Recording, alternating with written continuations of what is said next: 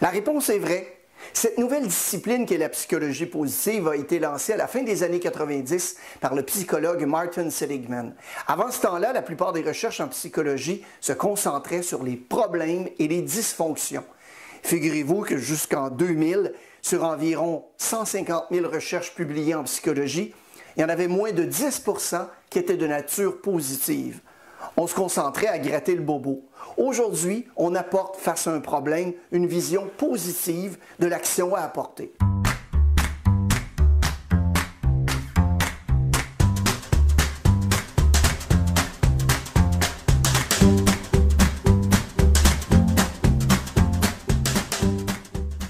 Si vous avez répondu vrai, bonne réponse. La psychologie positive cherche à mieux cerner ce qui détermine l'épanouissement de l'être humain.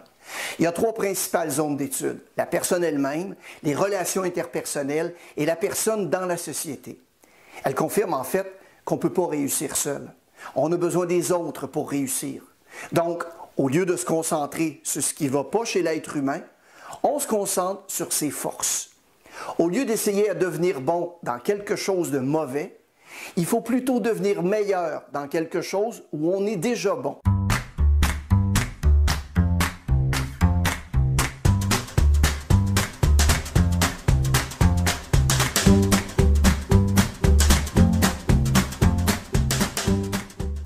Cette fois-ci, eh bien, c'est faux.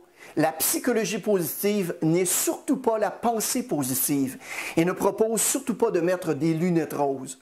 La psychologie positive s'appuie sur la recherche, alors que la pensée positive n'a aucun fondement scientifique.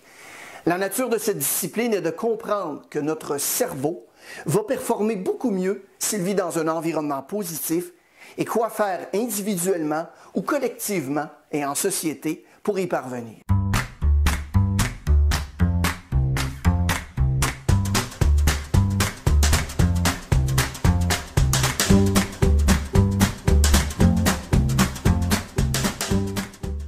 La réponse est faux. La psychologie positive s'appuie sur des recherches scientifiques révisées par des pairs scientifiques. Elle peut aussi impliquer des recherches empiriques.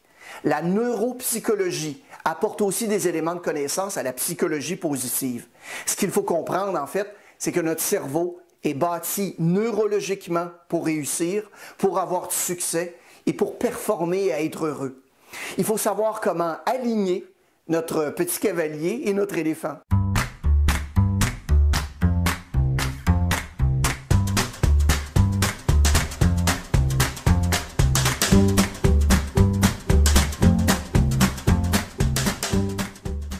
Cette fois, c'est vrai. C'est ce que nous propose l'auteur du livre The How of Happiness. La chercheuse nous apprend qu'il existe des gens qui viennent au monde négatif et d'autres plus positifs. Pensez-y, on en connaît tous. Et malheureusement ou heureusement, cet état ne changera jamais tout au long de leur vie.